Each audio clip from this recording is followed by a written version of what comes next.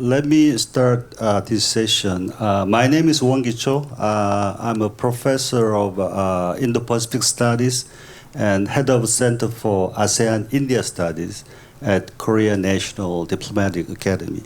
So this session, our case Indo-Pacific strategy, Korean and international perspectives, is organized by Korea National Diplomatic Academy.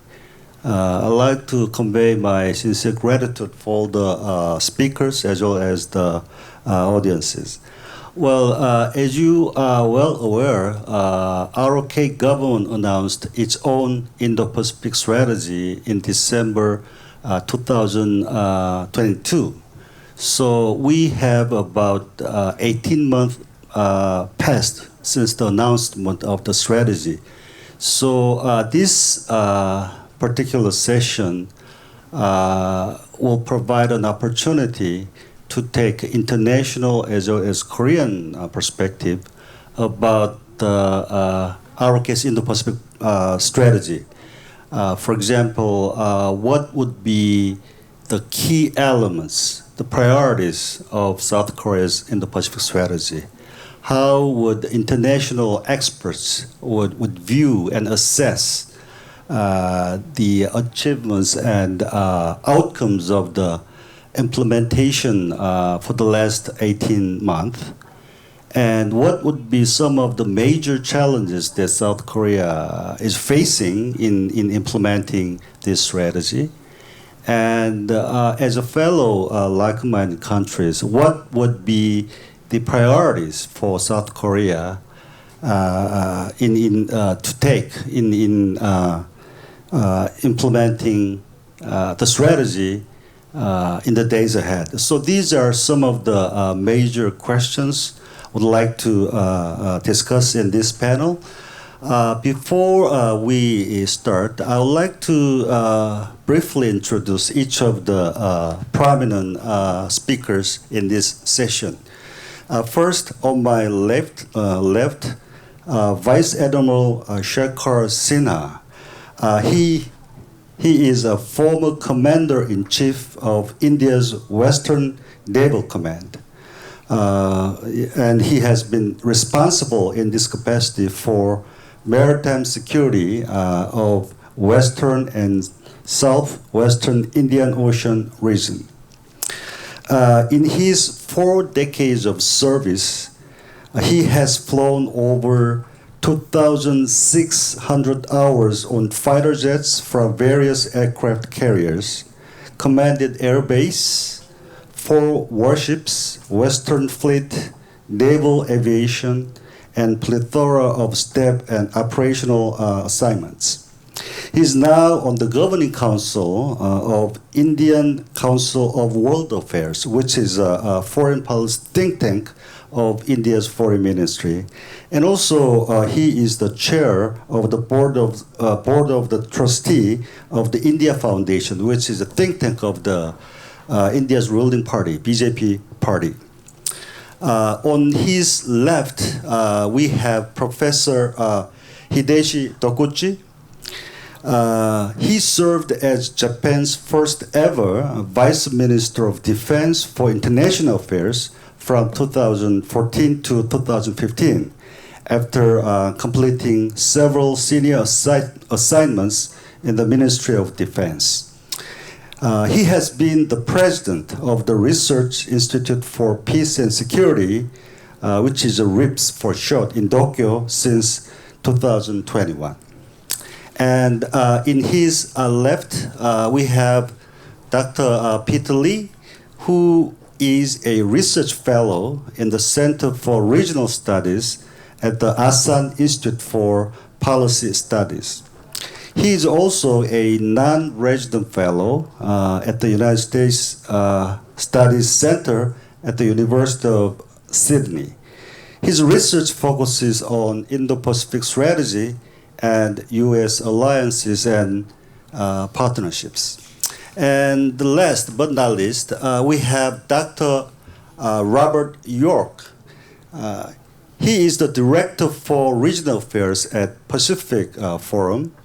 In 2013, he earned his PhD in Korean history at the University of Hawaii at Manoa. At Pacific Forum, he's responsible for editing Pacific Forum publications, various Pacific Forum publications, including the weekly PACNet series, the triennial Comparative Connections e-journal, and the in-depth issues and insights series. He also has a lot of other assignments at Pacific Forum. Prior to joining Pacific Forum, Robert worked as a production editor at the South China Morning Post in Hong Kong. So this is the brief introduction of the speakers in this section. So I will play the role of the moderator as well as the speaker. Actually, I'm the only Korean speaker in this panel, so I'm gonna speak about my perspective of the Korea's Indo-Pacific strategy. So this is how we are gonna proceed in this panel.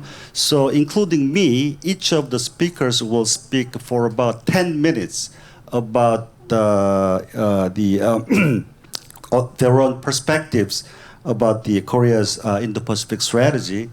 And then after we finish the presentation, each of us, I will ask questions to each of the speakers, and we have some interactions, dialogues among ourselves.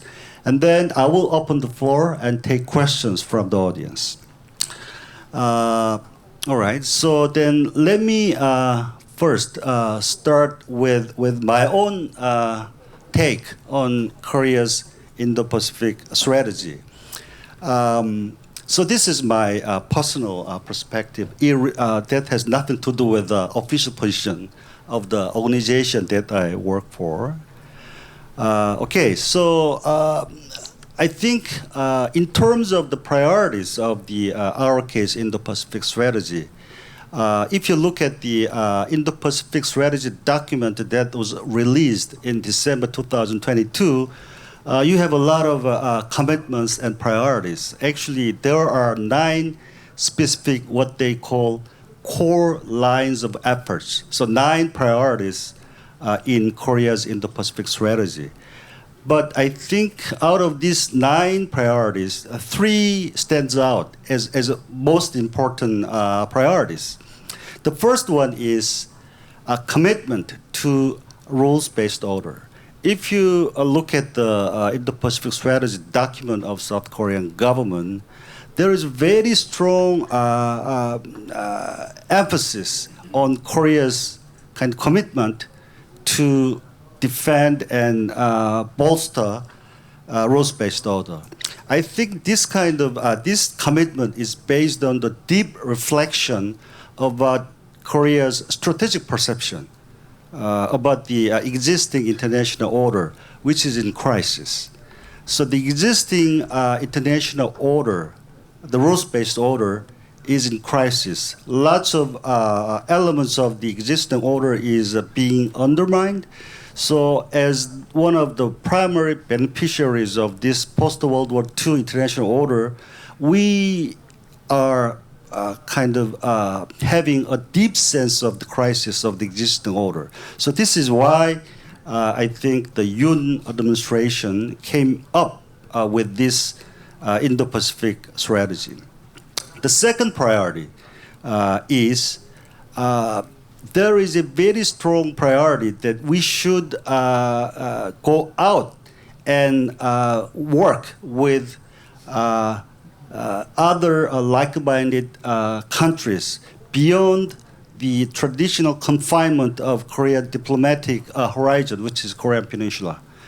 So the ROK's Indo-Pacific strategy is based on a very proactive stance on the diplomatic expansion of our activities in terms of the geographical scope as well as functional areas. And the third one the third priority, which is also very much highlighted in the Korean Indo-Pacific strategy, is priority on maritime security. So there is a very strong element, the language in the document that Korea's identity is a free trading maritime nation. So as free trading maritime nation, it is critically important for us to secure stable sea lanes of communication. So instead of being just passively reacting to the existing challenges, under this new the strategy, Korean government aspires to be a strategic player in shaping the regional architecture based on rules-based order. So then what are some of the strategic thinking behind this strategy?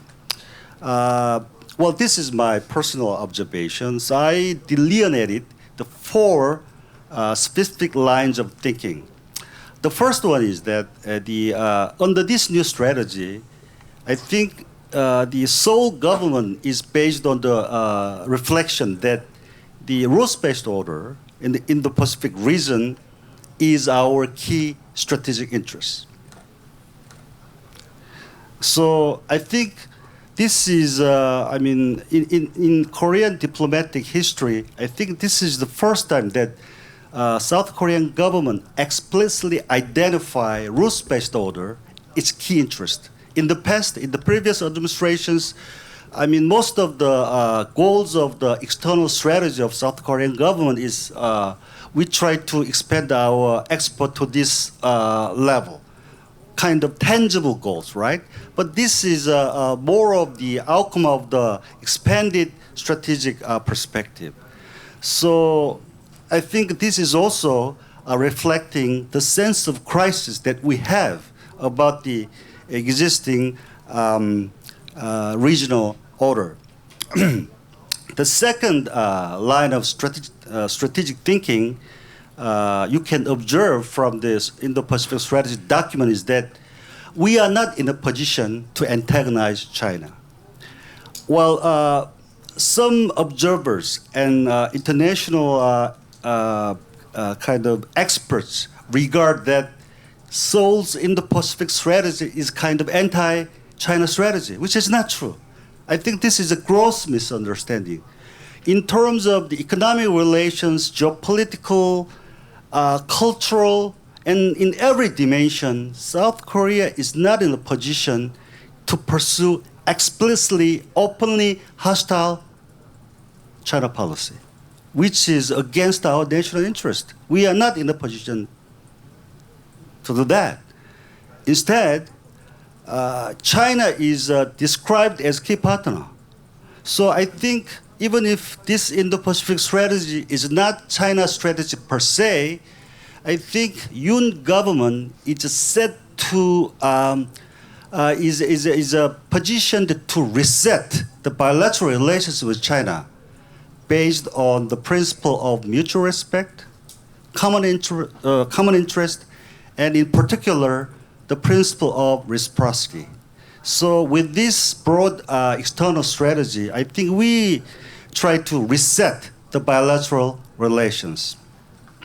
The third line of thinking is that our relationship, bilateral relationship with Beijing and our relationship with Washington is not in a zero-sum relations. So the thinking is that alliance with Washington helps us to forge constructive relationship with Beijing. So the more we get along with Americans, we are in a better position to get along with the Chinese. I think that's one of the thinking behind this strategy. So in order to implement this proactive external strategy, we need to step up to expand our strategic geography, I think this is what we mean by the vision of global pivotal state. So key elements. Very strong priority to expand our regional roles and regional engagements. So in every different functional domains, in regional peace and stability, in economic security areas, in terms of regional engagement, ASEAN, India, and also the Pacific Islands, and in a few days, early June, we are going to hold the first ever ROK Africa Summit. So all of these expanded new diplomatic activities reflect our aspiration to expand our engagement with partners in the Indo-Pacific region. And also, would like to forge stronger ties with like-minded countries. And also, a new important emphasis, priority, is that the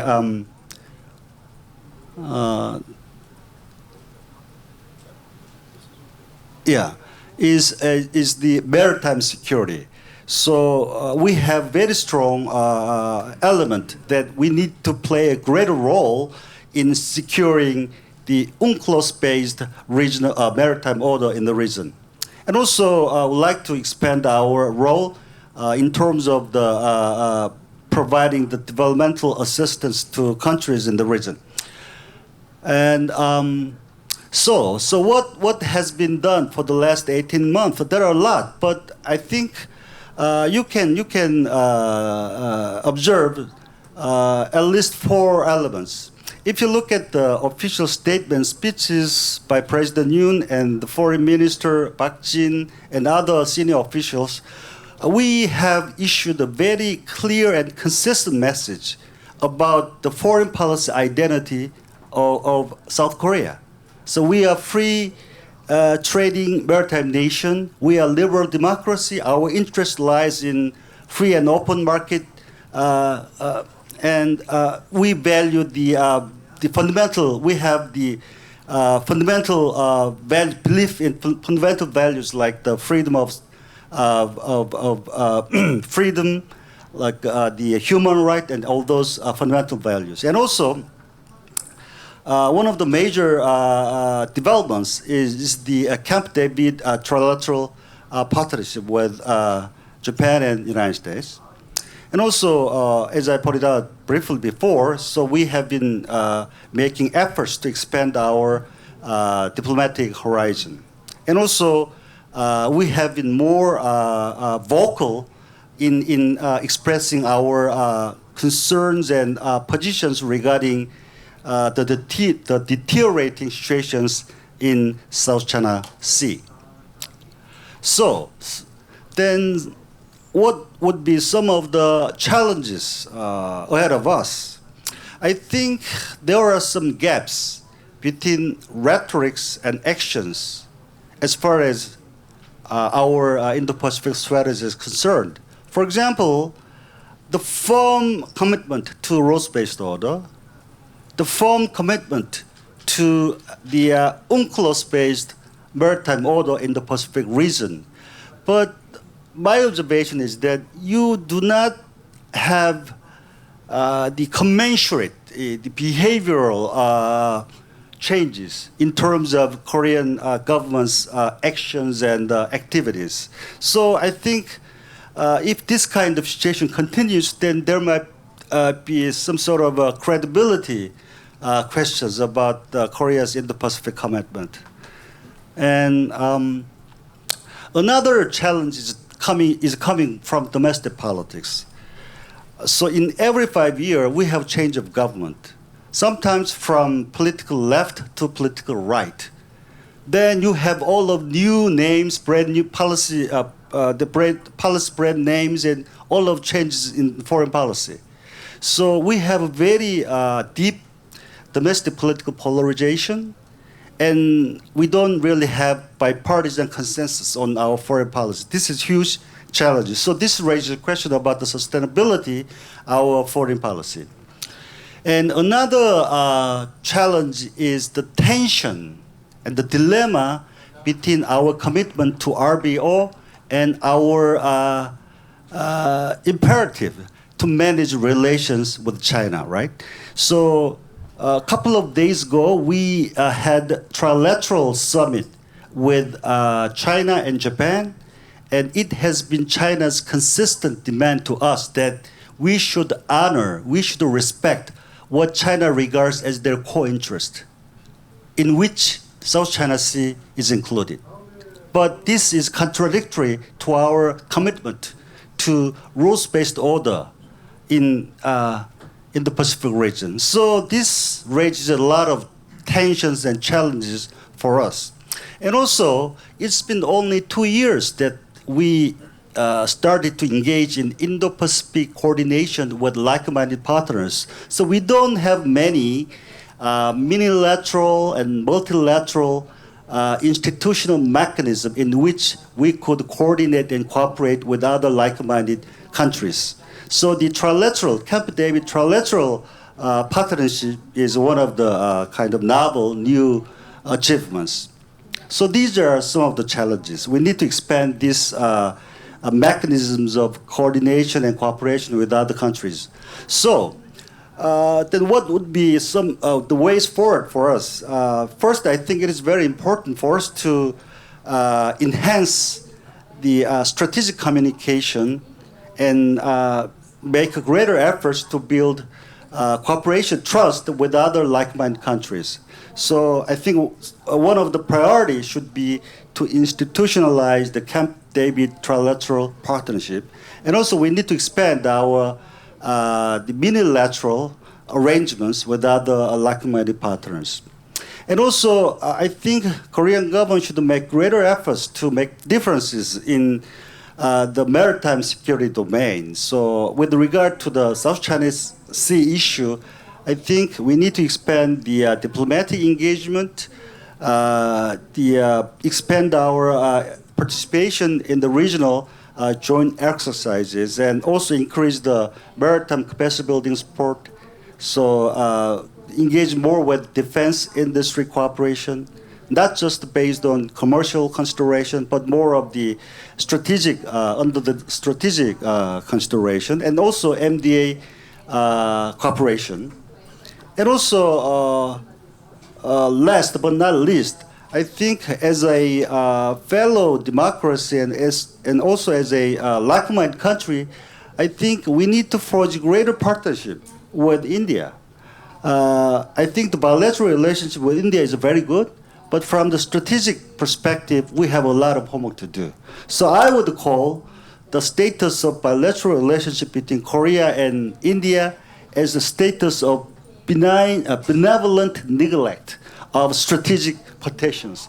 We have huge strategic potential, but I mean, we have yet to realize some of those strategic potentials. So I will stop here for my presentation, and I would like to hand over to Vice Admiral Sinha to make his presentation.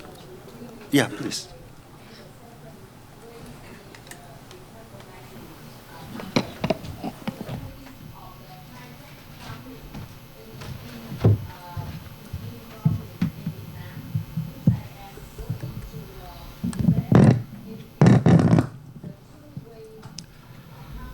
Thank you, Chair, and my co-panelists. Thank you, KNDA, for inviting me to participate in this very important peace initiative taken by Republic of Korea.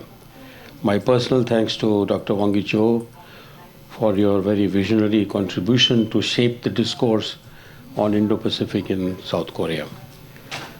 Let me begin by saying, like, I'm a practitioner, I'm not a theoretician, so all my talk will be probably more as to, normally they say feet on ground, but my feet will be on the sea. Let me begin by saying that South Korea, just like India, is situated in a very uneasy neighborhood, filled with a lot of uncertainties. What might look very cool and very calm might just become something else. For example, the recently conducted warlike exercise, or I don't know whether it was an exercise, not very far from your waters, in which one drone and one supply ship of 4,000 tons have been lost day before yesterday. Reasons are still unknown. These are display of exercising regional supremacy and flexing muscles without any provocation.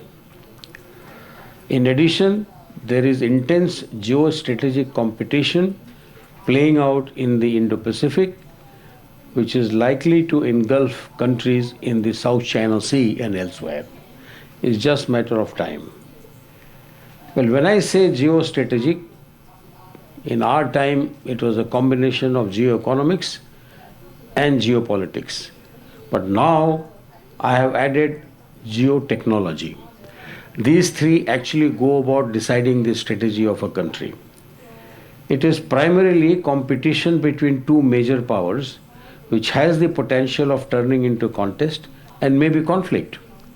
Therefore, falling victim of being in any of the camp needs to be avoided. And I'm glad that this strategy actually keeps itself clear from these big camps as being a big partner.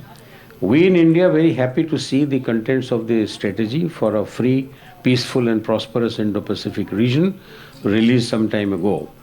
It is visionary, bold and very specific document which, when implemented in letter and spirit, will contribute towards more stable Indo-Pacific and South China Sea in particular. South Korea, being trade-dependent economy and most of it overseas, has to factor the global security scenario into its framework. For sustenance of this economy, security is paramount importance. Sound diplomacy must be backed with adequate hard power for protecting your trade and commerce. Just diplomacy works, but it has got a limitation. In my opinion, how should we take this strategy forward? That's my personal opinion. I don't represent any government or any organization. So that is my, my own very personal one. Now I recall my conversation with then CNO of the US Navy in 2007 on the flight deck of INS Virat, Indian Navy's aircraft carrier then. That is Admiral Mike Mullen.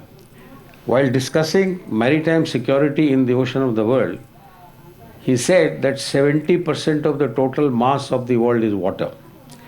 And we will require roughly 1,000 plus naval ships to ensure security all over.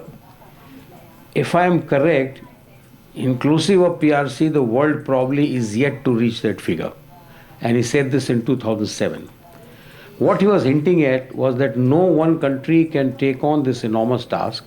Cooperation is the key to maritime security, and I'm glad you, Chair, you put a lot of emphasis on that. Therefore, South Korea's document is absolutely on the dot. Economy and security are two sides of the same coin. Both need each other for their relevance. To sustain this economy, South Korea will have to ensure security of its sea lanes and also for very deft diplomacy. Now, this you will have to do with the countries which are lying closer to the vulnerable sea lanes of communication, SLOCs, obviously.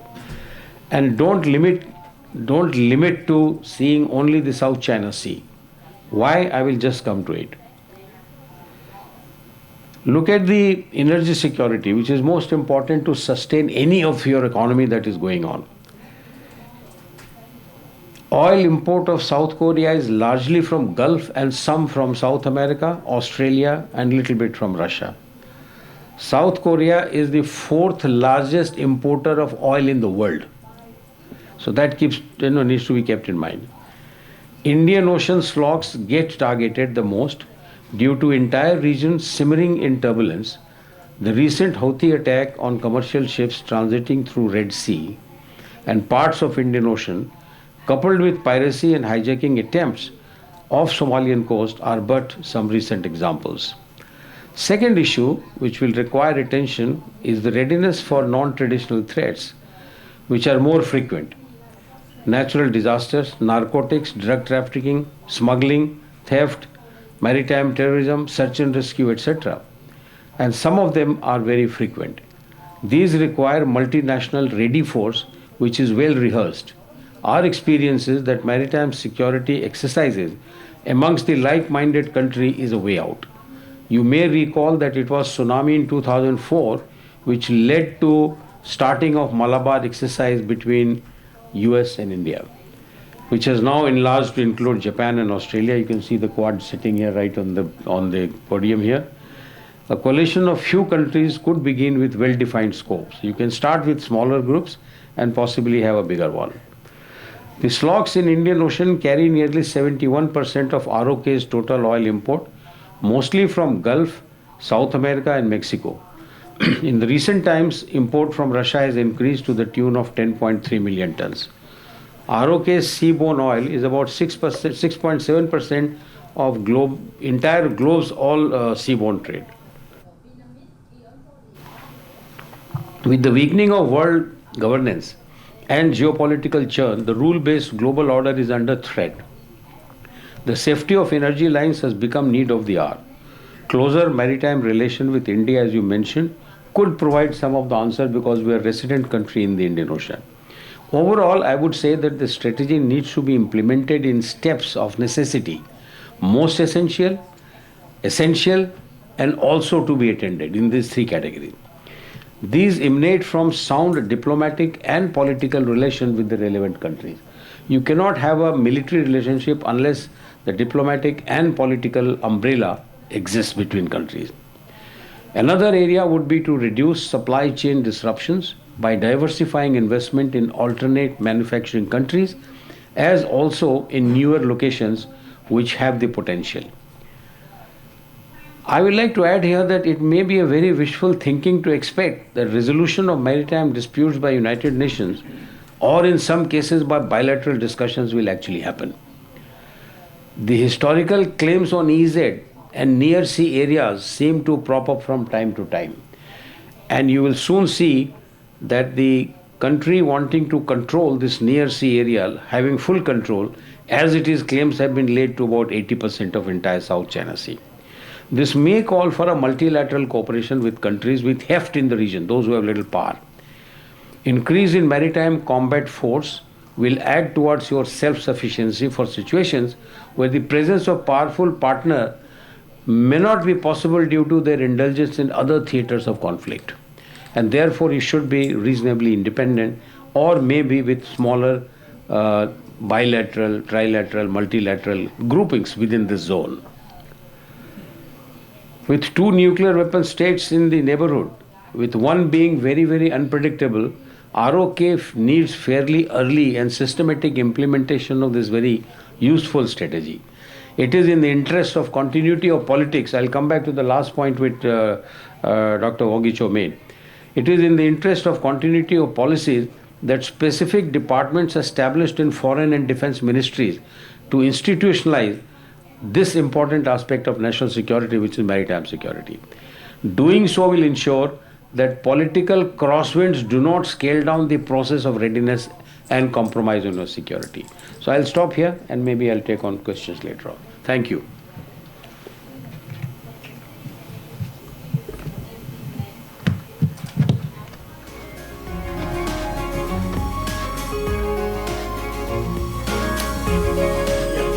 Next, Professor Dokuchi, please.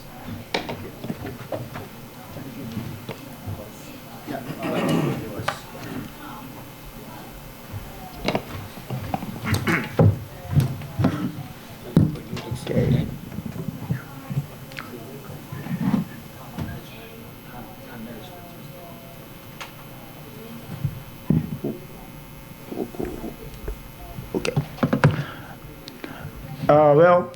Dr. Chewongi, thank you very much for your kind introduction. And first of all, let me thank the organizer, Jeju Forum Secretariat, for inviting me. And also, I'm very much grateful to the Korean National Diplomatic Academy for having me in this very important event. And I'm grateful for all those people who made my trip to this wonderful island possible. Thank you very much. Well, today there are several regional and extra-regional countries and organizations which have their own respective Indo-Pacific strategies, and they are principles strategies. The principles and value they pursue will be achieved only by international partnership. As the Indo-Pacific is a maritime concept, both Korea and Japan have common interest in the peace and stability of the entire Indo-Pacific region, as countries much dependent on maritime trade. How to promote bilateral cooperation on the peace and stability of the Indo-Pacific and to generate synergy of the Korean Indo-Pacific strategy and Japan's vision for a free and open Indo-Pacific is a big challenge for both countries. So I'd like to touch upon these 3 points just in brief.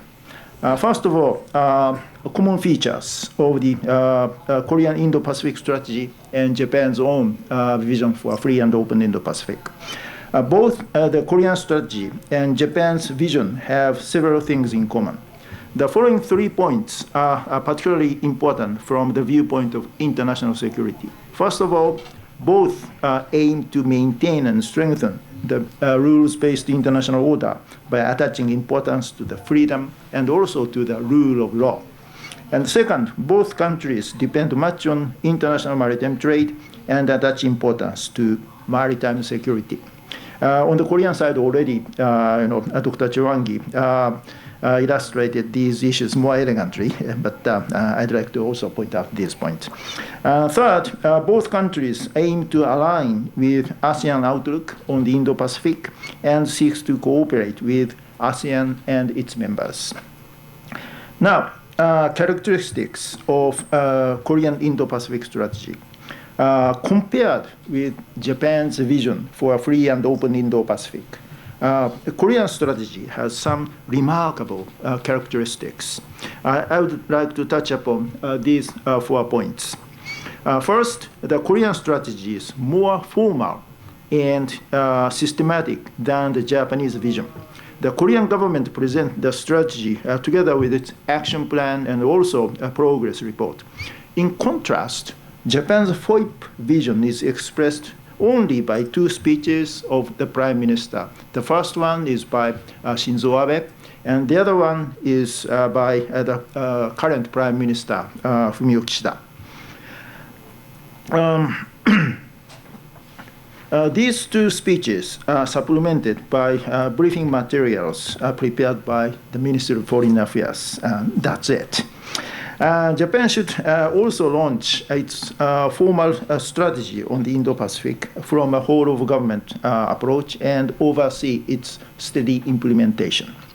And second, the Korean strategy takes a tailored approach to respective regions and countries. So it is very clear in the Korean strategy what the Korean government is trying to do in relation with each of the regions. In contrast, the Japanese vision is not clear enough about Japan's approach toward each region and country. One of the 4 pillars of Japan's new plan for free and open Indo-Pacific, launched by Prime Minister Kishida in March 2023 in India, is an Indo-Pacific way. Although it is not specifically clear, it connotes equal partnership as well as a tailored approach. And if so, the Japanese vision should be more specific about its approach toward each different region and country in order to achieve an Indo-Pacific way. Third, the Korean strategy stresses the importance of multilateralism and minilateralism. Both countries have a commonality on the importance of the alliance relationship with the United States. But according to Japan's national security strategy, Japan's FOIP vision is to be realized through the Japan-US alliance as a cornerstone. The action plan for the Korean strategy does not specifically mention the bilateral alliance with the United States in the section of build a regional order based on norms and rules as the first of the 9 core lines of effort. As the progress report touches upon the Korea-US alliance in the same section, it might not be a major difference. However, the fact that the same core line in the Korean strategy includes Japan, Korea, US trilateral cooperation as a priority issue, this is quite noteworthy. The Japanese vision should follow this example by Korea. And fourth, the Korean strategy has complete denuclearization of North Korea as a priority issue for the non-proliferation efforts in this region. In contrast, Japan's vision is more about addressing China and also more about maritime issues. The North Korean issues are not in the direct scope of the Japanese vision. In my view, Japan should address North Korea in devising its Indo-Pacific strategy, as North Korea's nuclear program remains one of the most serious security issues in the Indo-Pacific. Now, Korea-Japan security cooperation on the Indo-Pacific. There are so many things to do together for the Indo-Pacific regional security based on the Korean strategy and the Japanese vision. In the interest of time, I would like to touch upon these 5 points. First, division of labor. As Southeast Asia and Pacific Island region are particularly important for both countries, division of roles should be worked out for effective and efficient partnerships with these regions. And second, outer space cooperation. Today, outer space has become a decisive battlefield for national security, like cyberspace. But outer space is more remote than cyberspace, and it is not easy to notice the seriousness of space security except for experts. Cooperation, particularly for rule-making, is an urgent issue as China's outer space development is rapidly in progress. And third, alignment with the Quad. The principles which the Quad pursues cannot be achieved by the 4 countries alone. A Quad plus is inevitable. From a maritime security perspective, collaboration of the Quad and Korea on the Indo-Pacific Maritime Domain Awareness, or IPMDA, is critically important, as sharing common operating picture is the basis of substantial cooperation, as already touched upon by Dr. Chewongi. Japan should work out partnership between the Quad and Korea. And fourth, non-traditional security cooperation, particularly climate security. The purpose of IPMDA is to address IUU fishing and also climate-related and humanitarian events. Even apart from maritime domain awareness issue, Korea-Japan collaboration on climate security would be precious. Impact of climate change, specifically on Northeast Asian security, has not been discussed or studied as much as that on other regions. As the 2 major countries in Northeast Asia, both countries, Japan and Korea, should get together to study the issue, as climate issue is a serious and urgent matter affecting the very existence of the entire mankind, of course, including Northeast Asia. And finally, in the context of the Japan-Korea-US trilateral cooperation based on the spirit of Camp David, to consult with each other,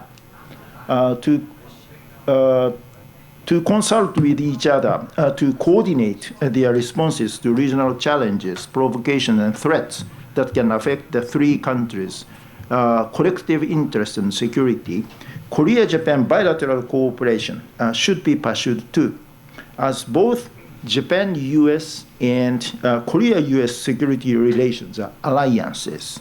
Such trilateral consultation and coordination would be possible only when the partnership between Japan and Korea becomes more robust, because the Japan-Korea relationship is still weakest link of the trilateral relationship. So I'd like to expect the progress of the Japan-Korea security relationship for the future of the Indo-Pacific, and particularly for Northeast Asia. I stop here. Thank you very much. Thank you, Professor Tokuchi, for your very brief and succinct presentation. Next, we have the Dr. Peter Lee, who is working at ASEAN Institute, but he's originally from Australia. So he's Australian. So he's going to provide Australian perspective. Okay. Yeah, please. Well, I'll thank you, Professor Choi. I'll provide an Australian perspective, perhaps not the one. Thank you very much for inviting me to the Jeju Forum. Thanks to KNDA and the Jeju Forum for having me participate and bring the Quad perspective on this issue. So I have a very short presentation today, and hopefully we'll leave time for an interesting discussion. I think, first of all, it's worth starting off by noting that Australia actually doesn't have an Indo-Pacific strategy. So there is no formal document in Australia that says this is what Australia is doing in the Indo-Pacific.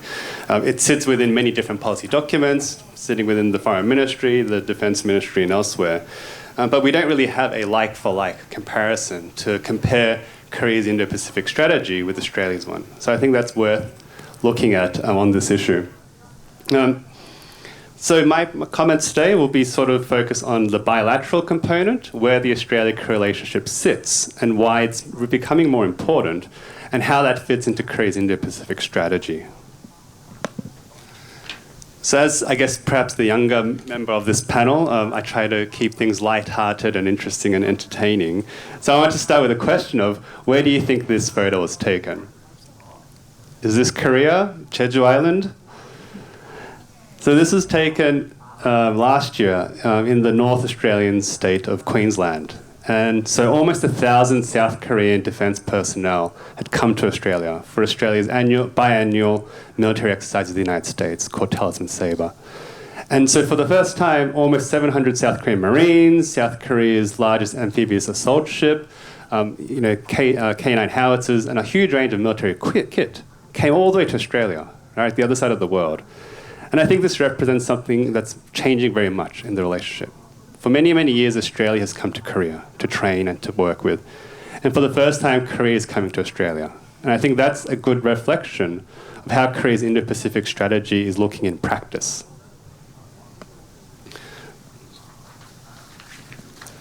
So to very quickly, I guess, recap, in the last few years, there's been enormous change in the bilateral relationship. And I think in many ways, the Australia-Korea relationship is emerging as a really important pillar of what South Korea's Indo-Pacific strategy will do differently to what other governments have done in the past. So in 2021, the two countries lifted their relationship to a comprehensive strategic partnership.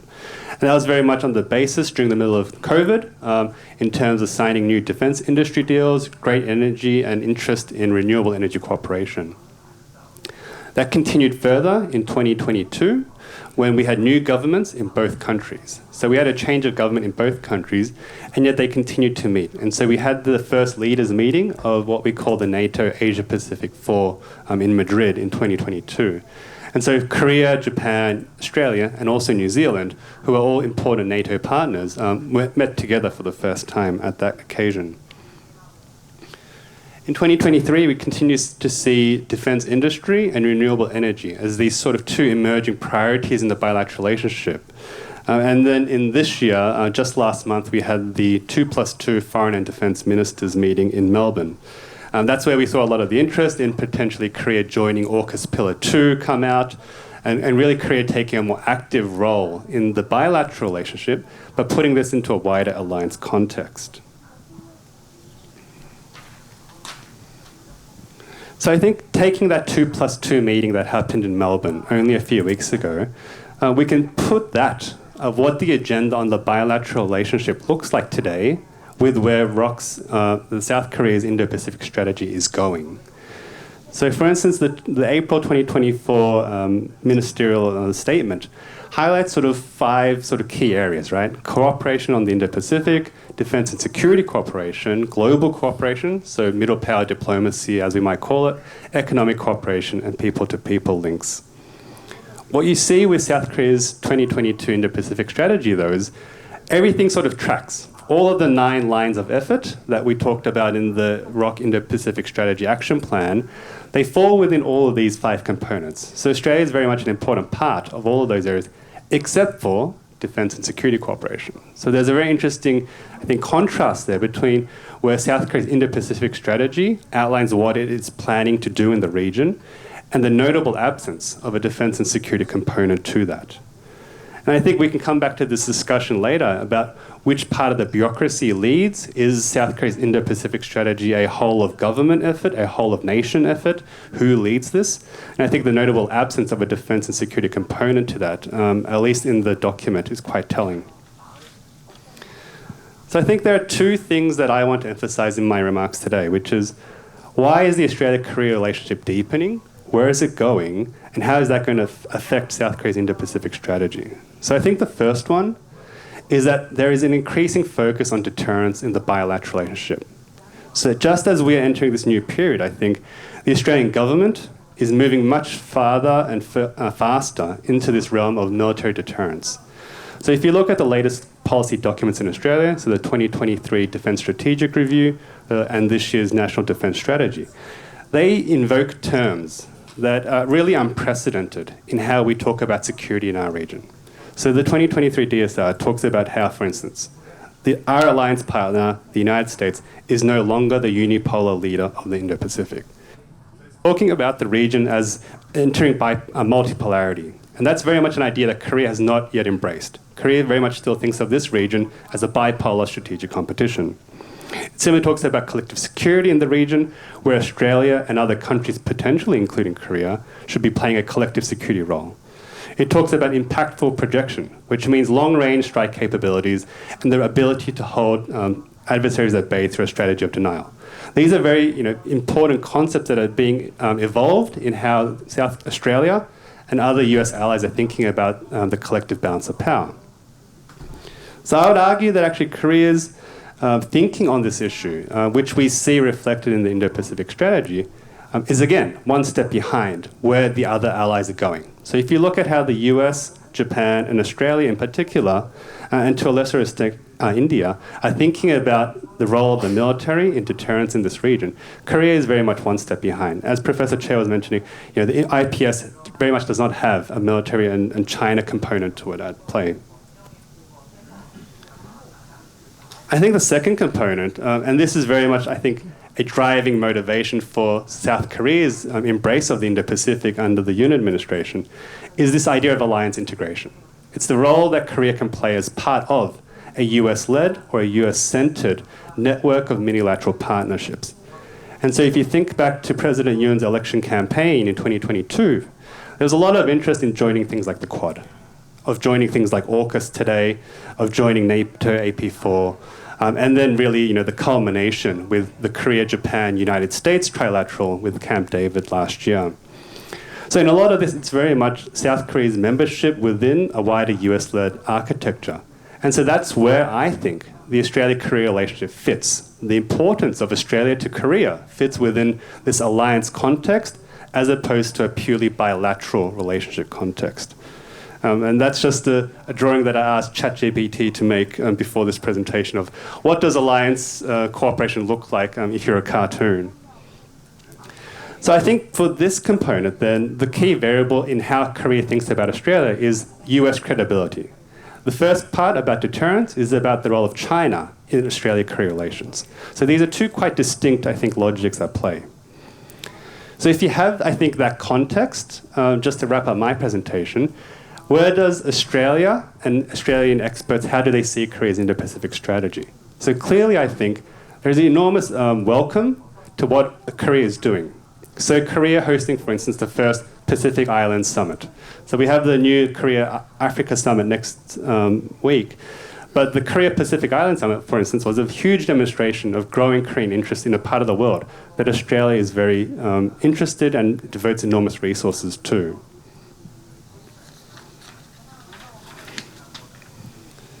And so I guess just to put the balance out there in terms of how we should be measuring, and I thought Professor Cheonggi's sort of the pros and cons really wrapped it up. But I think that the strategic assessments are very much in sync, how people are trying to sequence what they are doing. So for instance, Australia very much is shifting to focus on the Pacific Islands and maritime Southeast Asia. Korea's Indo-Pacific strategy very much, I think, sets out many different regions, but where you look at where the resources are going, it's going to be on Southeast Asia and the Pacific potentially. I think that the other side of that ledger, the balance, is very much the resources to go behind that. So Professor Cheonggi already talked about, the follow-through commitments, the gap between, signaling and resourcing. I guess just for me, the question really is, which parts of the bureaucracy are going to be involved in this, and who will be part of that story? So is this a presidential initiative? Is this a foreign ministry initiative? How do we involve other components of the government, such as in fisheries and energy and climate and development, that will also play a role in this? So my general sort of takeaway of the Indo-Pacific strategy is that it's what we would say is compressed foreign policy. It's something that would have taken a decade in other countries to develop over slow periods of evolution, over different governments. In Korea, this has happened in about 2 years. All of the designing and the thinking through and the policy staffing of this has happened in a very, very short amount of time. So I think that's really going to be the challenge to live through that. All right, thank you very much, Peter. So you're saying that the Korea's Indo-Pacific strategy is kind of product of quick, 빨리 culture? Yes. All right, thank you. Last but not least, Rob York from Pacific Forum, please. To sit or to stand? That is the question. There's precedent for both. Thank you, Dr. Che, for the invitation and the opportunity to speak here. I will be representing, I guess, the United States position on the Republic of Korea's strategy for a free, peaceful, and prosperous Indo-Pacific region. This was a strategy that was greeted with a great deal of anticipation in the United States, as there was an increasing sense as 2020, 2021, and 2022 all passed by that there was a need for an increasingly regional focus to regional problems, that matters were no longer simply national issues or even bilateral issues, and there was a greater need for a multilateral solution to many of these problems. And we were eager to see the Republic of Korea take a greater role in that. As my fellow Christians are prone to saying, many hands make light work. So in the background of the strategy itself, as you read the document from late 2022, there is a foregrounding, of course, of the economic and technological importance of the region, which we're all aware of, and which Korea very much exemplifies thanks to its post-war rise out of the ashes of the Korean War and into its current state of prosperity and innovation. And also these challenges that the region is coming across in the sense of challenges to democracy, thanks to the democratic backsliding that we are seeing in many countries in the region, and also the tightening of authoritarian control in places that are not democracies as of now. And these democracy issues are also translating into greater challenges for security as territorial disputes accelerate, as they deepen, and also in terms of trade. All of these issues threaten to disrupt supply chains that are crucial to a contemporary modern economy. The Republic of Korea's role is highlighted in this document, and its status as a supporter of the UN mission as well as the free and open Indo-Pacific vision are also highlighted. Now, the principles that are espoused in the 2022 documents are inclusiveness, trust, and reciprocity. As Dr. Che noted, not exclusive. There is a sense in which the rhetoric of the document, particularly on democracy, would seem to put it at odds with certain countries in the region that are large and powerful and influential and are playing a role in shaping the region and not necessarily for the better. And yet the document does its best to position itself as not being exclusive in its strategy. It is willing, as the document actually says, to work with every partner. And it certainly highlights almost every partner imaginable, highlighting 6 different regions of the world, from the North Pacific to ASEAN to South Asia, Oceania, the African coast of the Indian Ocean, and Europe and Latin America. All of these are identified as core areas, partner countries. And its core lines of effort, as it identifies these places and how it will work with them, include human rights and the rule of law, non-proliferation and counterterrorism, science and technology, climate change, and energy security. All of these are very familiar lines of effort for different countries and their visions of the Indo-Pacific as well. One thing that seems unique to the Republic of Korea's document from 2022 is this concept of tailored diplomacy, in which it will work with countries as they are. Indeed, that might seem like what a diplomacy's purpose is, to work with countries where they are, but it cites its own development history. And when it talks about that, it talks about how this positions it to work with other countries in South and Southeast Asia for health diplomacy, with the Pacific in climate security, for instance, and in cyber. These are all areas where the United States welcomes Korea's role, and also the role of Japan and other partners who have a great deal of credibility in these regions and are not seen, as the United States often is, as pushing them to choose sides, but at the same time offering a counterweight to other more authoritarian sources of development aid, for instance. So I think if you look over the trends and the themes of the 2022 strategy, you see the term global pivotal state, which has been highlighted since the early days of President Yoon Suk-yeol's presidential campaign, is really fleshed out as a state that has something to contribute to all of the major challenges of the day and across all of the major regions of the world. Now, the 2023 progress report that just came out talks about the updates that have been seen since then. The updates in that document take the form of primarily meetings that have taken place in the time since the 2022 document was released, such as the Camp David Summit, which we've already discussed here, the Korea-ASEAN Solidarity Initiative, the Korea-Pacific Island Summit.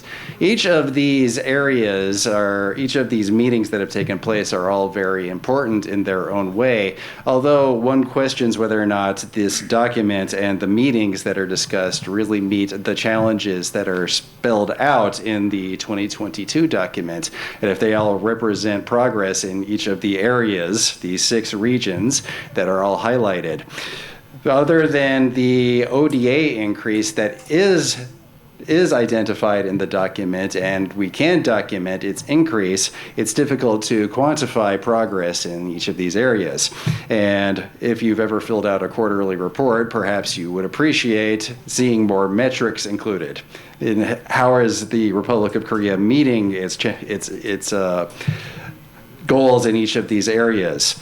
Are all of these changes being institutionalized at the bureaucratic level so that they will carry forward, regardless whether or not the Yoon Suk-yeol is replaced by a like-minded leader in 2027?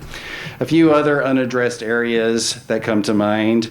For instance, the Democratic People's Republic of Korea is mentioned in the progress report from 2023, specifically the audacious initiative of the Yoon administration and how it has attempted to resolve that issue, or at least lower the temperature on that issue. What is not mentioned so much is that North Korea has rejected this out of hand, rejected the idea of working with the Yoon administration out of hand, and based on its rhetoric since December in particular, when it declared that unification with the state of South Korea was impossible, seems to be more hostile than it's ever been. And this is a general theme I would say this Indo-Pacific strategy and this progress report are all very good and very fine if there are no major challenges or disruptions to the region as it is. However, there are several potential areas where such disruptions are possible and have the potential to really reshape the region. North Korea is one. Its hostility may simply be rhetorical, but there might be instances in which they are willing to push the envelope, which they have not before. There are others. The situation in Ukraine could deteriorate with North Korea's help of its current good friends in Russia. And there are other changes, like there are future pandemics that could emerge. There are other major supply chain disruptions that could take place. And then there's the South China Sea, for instance, and perhaps the biggest of them all, the issue of the Taiwan Strait. China is, of course, one of South Korea's leading trading partners, and as has been mentioned before, South Korea may not be in a position to antagonize China, but is it prepared to play other roles in such a situation? Is it prepared to play a mediating role in such situations? We don't know based on these progress reports and the strategy from 2022. The Republic of Korea is certainly not alone in not thinking through these potential disruptions and identifying how it intends to meet them if they do occur, but not addressing these situations is not going to make them go away. And if the Republic of Korea were to do so, it could truly prove its status as a global pivotal state in a very transitional moment. Thank you. Thank you, Rob. Thank you very much. So we have about 24 minutes left for this session.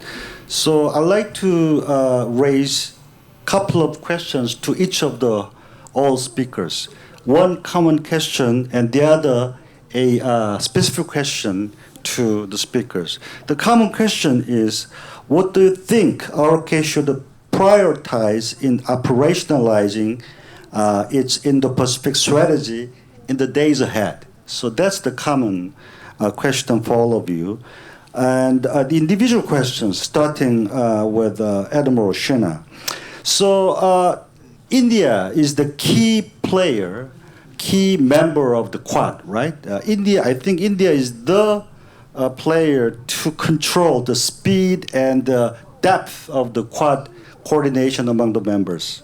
So Quad is not yet the security arrangement, right?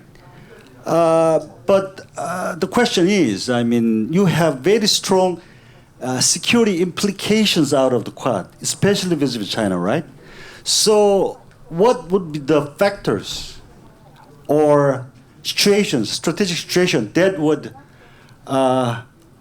turn Quad into some more security-oriented or militarized arrangement? So you can answer later on. So let me raise all of the questions to the speakers. So Professor Toguchi, well, you know that recently, last April, Kishida visited Washington and state visit, right? So the radically expanded and enhanced the U.S.-Japan alliance, right? So now Mr. Kishida claims that Japan would like to be the global partner to U.S., right? And also, we know that Japan is now increasing its defense budget. So some people in South Korea are a little bit concerned about the Japan returning to normal military power. So what would be some of your some of the ways to get rid of this kind of concerns in some South Korean people? So that's my question to you. And Peter, so you talked about the alliance integration, right? So I think this is one of the critical areas that we should work for. So in that regard, Australia is a very critical partner to Korea because Australia is a member of the Quad, member of the AUKUS, member of the Five Eyes, and many other, and TSD as well, right? The Japan, US, Australia, TSD coordination. So regarding AUKUS, so I think in general we are very much interested in joining AUKUS, especially we wish if possible AUKUS Pillar 1, but that's not really feasible at the moment, right? So AUKUS Pillar 2, so what do you envision some of the best ways for South Korea to get into the AUKUS coordination? I'd like to have your perspective on that. And Rob, so one of the hottest topic in Seoul these days is what would happen if Trump comes back to White House. So, yeah, in Japan it's a moshi Trump, right? So, so what would happen to the ROK U.S. Indo-Pacific coordination if Trump comes back to office in White House? So, what would be your perspective? And in case Trump comes back to White House, so how should we deal with U.S. under Trump leadership? So that's my question. So, Admiral Shinas, I'd like you to start. Let me answer the second question on Quad. If you ask me, I think Quad has very two distinct security challenges to address. And one is an economic security. And that's precisely what Quad is doing. You know, the Chinese have put a lot of countries into debt trap by, you know, sort of opaque financing. And the Quad countries have decided that they will give loans on a very transparent manner and they will monitor the progress. So some movement has taken place. The second one is that the dependence on China on many things, particularly China as a manufacturing hub. So amongst the Quad countries, it has been decided, and things are on the move, that gradually the supply chain disruption chances which happened during COVID, that needs to be reduced. And number of manufacturing plants are moving out of PRC, and they are moving into other Indo-Pacific countries, not necessarily only the Quad countries. So that is a benefit for the country. Third thing is on the pharmaceutical line, the medicines which are in short supply or it is not affordable by many countries in Indo-Pacific, they are the ones who, the Quad countries have decided they will spend some money and they will get those medicines right up to the last mile.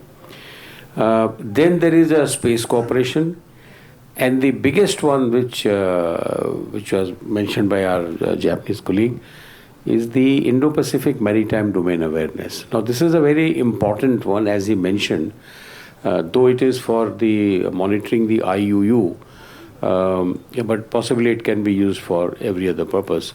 They have this maritime domain awareness centers in different parts of the world, one in Australia, one in Singapore, and possibly branches into Philippines, and one in India. India is a quite robust one in the Indian Ocean monitoring, and there are 28 countries who are the partner countries, and it is all open domain, open source. It publishes its report every month, every quarter.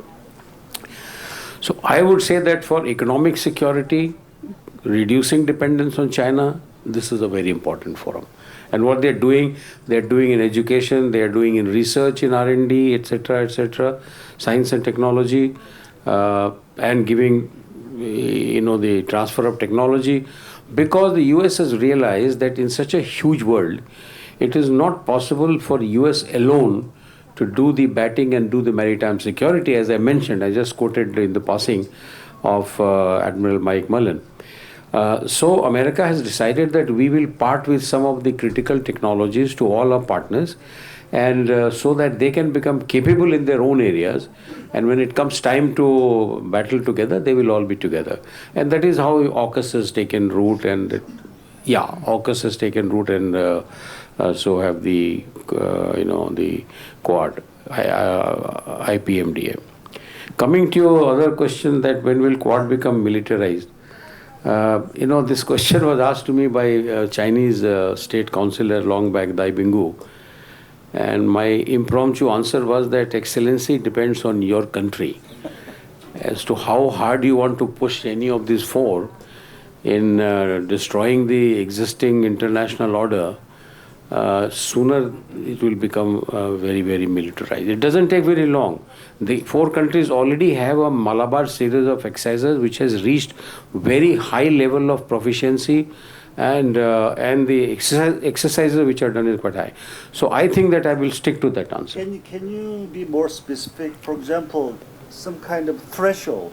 For example, what kind of Chinese military aggression or military coercion or crossing of the red line that would make you to initiate the militarization of the Quad? See, firstly, it will be the four countries. It is all countries are equal in that. I would believe, as a practitioner of maritime power at one time, I think that when these four countries believe that the world is in threat of breaking down complete international order, starting with possibly South China Sea.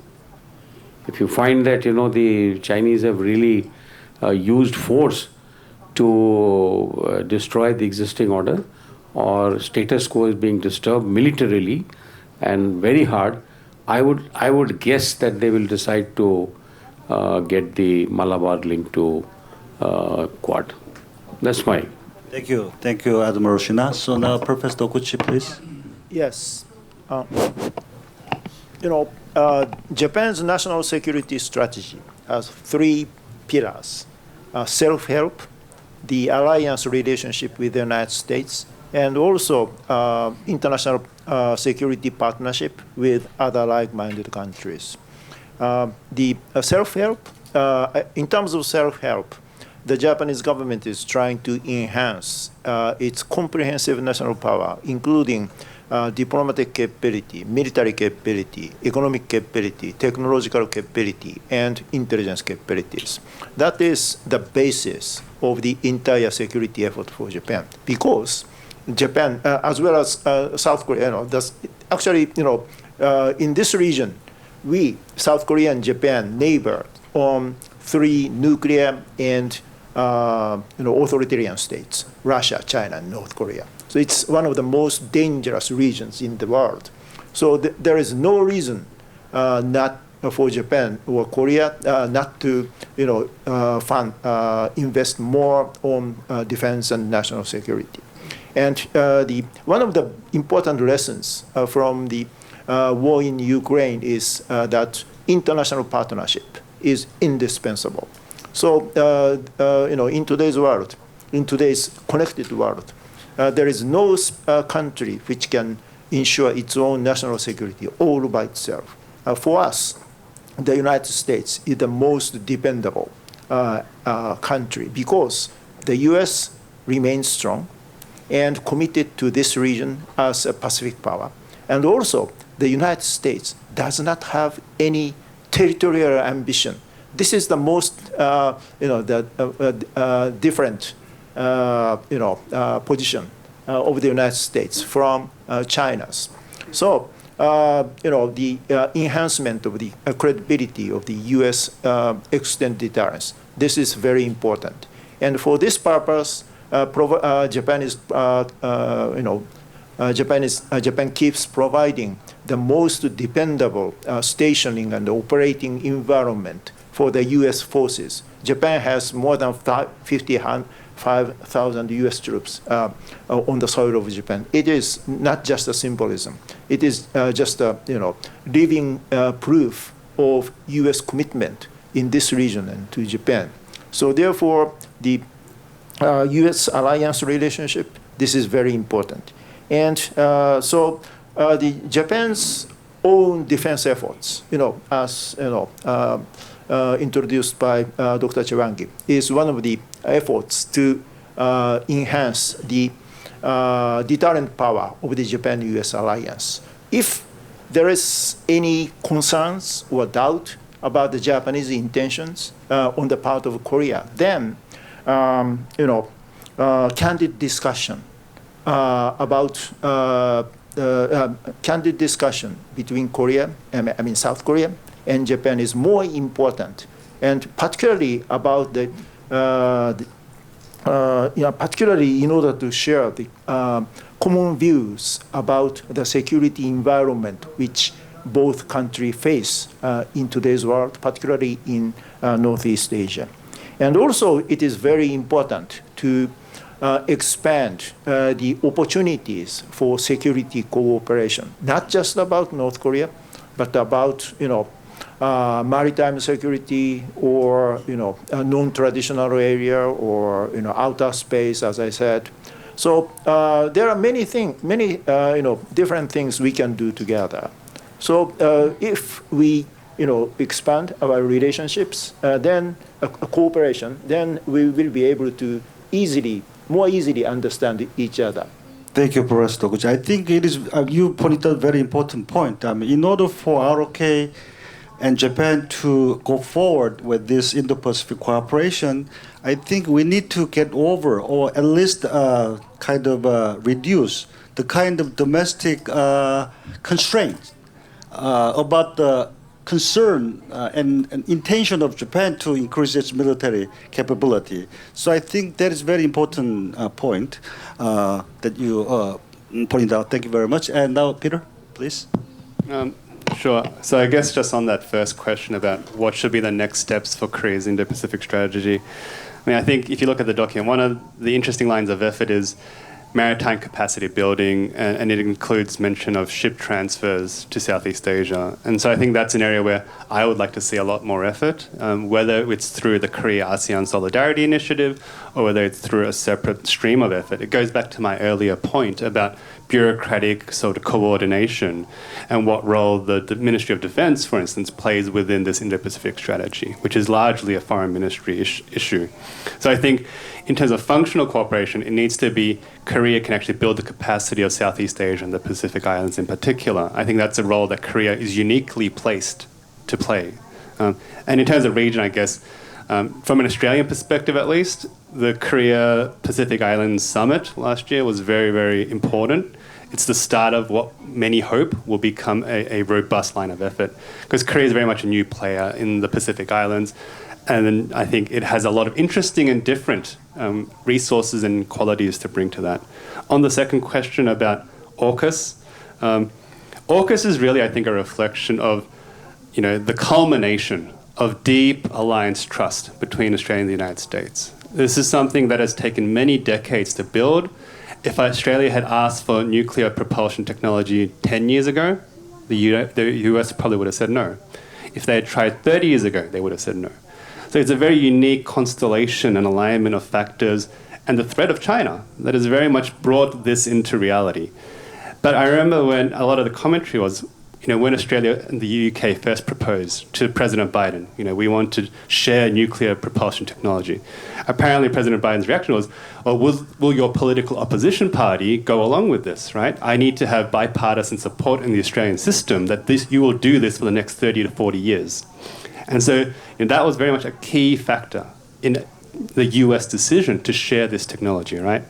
And as soon as it was announced, you had many different stakeholders within the United States government and system. So Congress, the Pentagon, US industry, US unions, who all had to get behind this idea that they were going to now do this with Australia.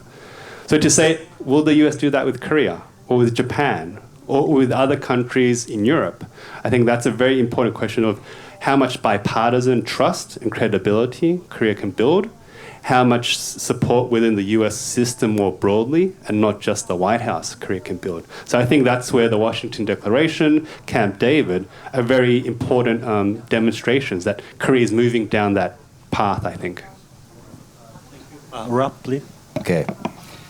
There was a 2021 publication that noted that under South Korea's progressive parties, there's actually been a push for greater military spending because they are seeking greater autonomy in their military decisions, particularly in the areas of research and development. And this really clashes, I'd say, with the popular view of the Conservative Party in South Korea being the more hawkish of the two parties, and the progressives being much more conciliatory with their neighbors. But it does fit if you're thinking about it from the perspective of the conservatives have tended to be more aligned with the United States in its decision making, whereas the progressives have sought a more autonomous role. So I would say one of the most important next steps that they could take would be splitting the difference in that regard so that they can continue to seek greater autonomy in their military decisions while also not forgetting their democratic identity and not forgetting what that democratic identity will mean for its relations with its neighbors. That will position them in opposition to certain parties within the region who have very different core interests, I believe was the term that was used earlier. So remembering that. And we at Pacific Forum, through our Track 2 and Track 1.5 dialogues, have sought to encourage greater autonomy from our partners and not necessarily institute the leader-follower relationship necessarily. So we do want to see a greater autonomy, and countries such as India are very much a model in that regard to say our interests are aligned, but this is not a master-servant relationship by any means. Okay, regarding the return of Mr. Trump to the White House potentially, I would say never forget that administrations are more than one man. Donald Trump will have to staff his administration with individuals who are going to watch affairs perhaps more closely than his attention span will allow. And those individuals will perhaps have very different views of the Indo-Pacific and its importance and how the administration should engage with it. Individuals such as Marco Rubio, who have supported a very expansive role for the United States abroad, are angling for positions perhaps as high as vice presidents within that administration. Others are positioning to be part of Project 2025, some of whom have a very, very interventionist, a very, very internationalist bent, are all angling to be part of his administration as a result of that. I do think that the greatest changes that the administration is going to bring to the United States will happen in the realm of domestic policy. I think people will be surprised at the degree of continuity that will be taking place on the international stage. So keep that in mind. Forge relationships with Republicans in Congress and also within the administration. Thank you. Thank you. Thank you very much. So we have about 3.5 minutes. So if you have any questions, I'd like to invite one or two questions. So you raised hand. Could you identify yourself and raise a very brief question? Yeah, short question. Yeah, thanks for giving me an opportunity to ask you. My name is Uju Park. I'm commander in the Navy, of course, ROK Navy. I have a question to Professor Takushi Hideshi and Mr. Robert Yo. To improve or develop U.S., Japan, Korea's alliance or cooperative relationship, how do you think about U.S. intervention or interventionism between Korea and Japan conflict? Yeah. I think U.S. role is very important more than ever to participate in Indo-Pacific strategy. Okay, thank you. Yeah, Professor Takushi. I'm not sure whether I understood your question correctly, but are you questioning about the possibility of the conflict between Japan and Korea, you said? South Korea? U.S. intervention between Korea and Japan conflict.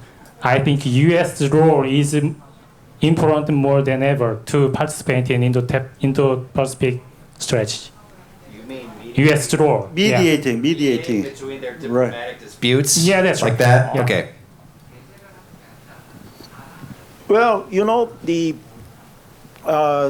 of course, we know that there are so many issues between South Korea and Japan. But the first thing what we should do is to try to resolve those issues by ourselves. So, the bilateral efforts to resolve those issues, that's the most important thing. But of course, if the difference of views or conflict or confrontation between the two countries affect the trilateral cooperation or regional